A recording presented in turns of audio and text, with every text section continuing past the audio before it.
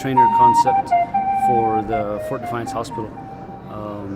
Really cool, fun, interactive workshop, all focused on empowerment through indigenous foods, nutrition, wellness. After 1500, when the conquistadors came, this guy, he left and he went into Spain. He went into Spain and was grown and then cultivated and then dried in the sun and pulverized and returned to the Americas as paprika. So we get this it makes its crisscross across the ocean and is turned into something else, and the Spanish take credit for it. Spanish paprika, all these smoked paprikas, all these different colors. This guy, the tomato, he made it to Italy probably around the same time, 1500, maybe just after Columbus came back. Maybe it came back with Columbus, but it sat around in Italy for 200 years before somebody actually began to say, hey, that looks tasty, or someone got so hungry where they got to eat it. So it wasn't for 200 years it sat in the people's gardens as an ornamental thing. They thought it was in the nightshade family. Little did they know that it would revolutionize Italian cooking forever and make it what it is today. So we think of tomato sauce, all these delicious Italian foods, all impossible without foods of the Americas. Avocados, South American, really wonderful, nice, healthy, good, fat.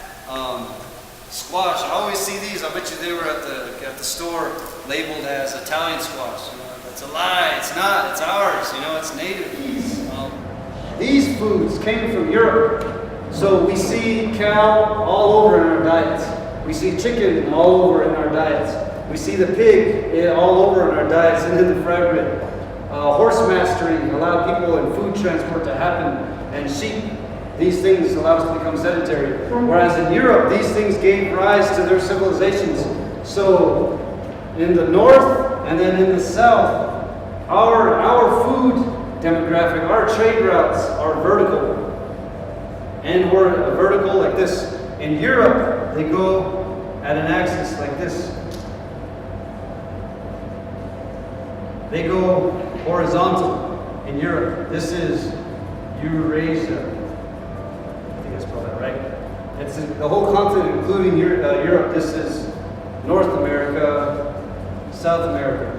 So the rise and spread of foods in Europe, this is in the Fertile Crescent. So this part of the parallel of the planet allows, so think about all the foods that flourish in this region here.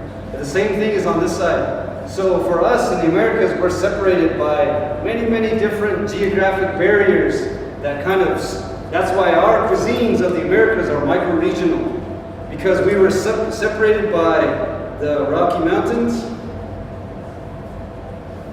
the jungles of Mexico, the Amazon down in South America, but we were still connected by very, very intricate trade routes. And then also the tundras of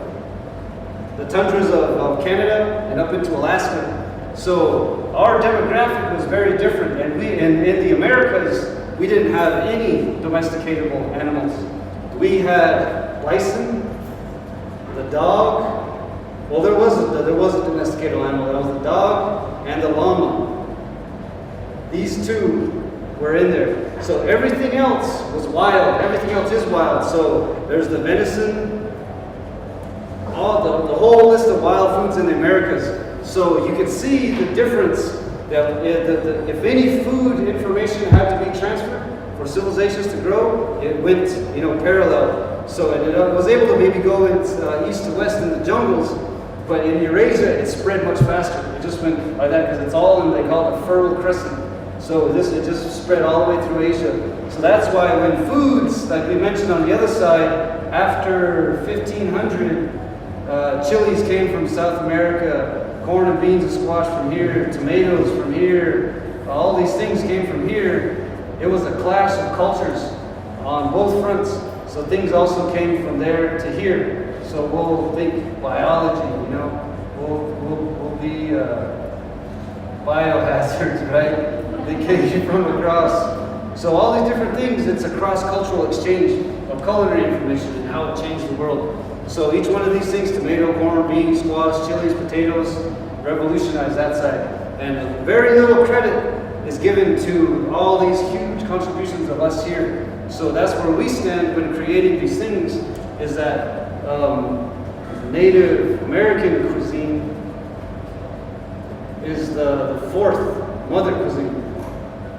In that way, there's food writing, food photography, food history, food science, nutrition, and then for us, as we continue to build, there's the whole indigenous side of that. So holistic healing, holistic medicine, what's it called? It's naturopathic medicine. To me, when I think about healing in history, like one dimension of healing is music, right? One dimension of healing is song. And to me, I remember hearing stories from Apache where, like these old stories, either written or oral, that Apache medicine men or medicine women could heal with only the powder, yellow pollen, and repairs and song. So a lot of these things are catching up to what people have already known, and I think that the pathway of naturopathic healing and food and medicine, music is categorized in there too, because we know how music makes us feel, and that's the human voice, pulling on the universe to heal. Each one of these foods, they all have their own story and identity, their own season. So there was already stories there in place. It just kind of had to be drawn on. There were lessons in the mountains. There were lessons in the trees. There were lessons in the seasons. There were lessons in our four colors. There were lessons in everything. So really, we just needed to pull what we needed and what applied to us, because ancestral knowledge is so powerful that it's just waiting for us. And in our sense, it's waiting for all of you. I'm an advocate. I get to speak. I'm very fortunate that I'm able to speak and present presentations and use food as a medium to interpret a message, a very important message. So modern foodways that produce social ills. We know about the colonial impact of bleached flour, lard, sugar, alcohol, ingredients that don't really mesh with our biology. So how they have produced lasting impacts. And it's a big challenge for all of us in here. Each one of you have a huge, it's really heavy. There's a lot of things, because working to change people's formed ideas about food is very difficult. How we choose to cook is a very personal thing. And what we like to eat is very personal. So it's two schools of thought. To me, it's like the indigenous versus Western ideas of food and cooking, and also land, culture, and identity. So right away, confronted with this lack of representation of Native peoples, and I feel outside of this picture. In school, they were teaching me teach us that there's three mother cuisines in the world: French, Italian, and Asian. Well, today, my stance is that we bring something very, very powerful and sacred with that number 4. The fourth mother cuisine is Native American cuisine of the Americas.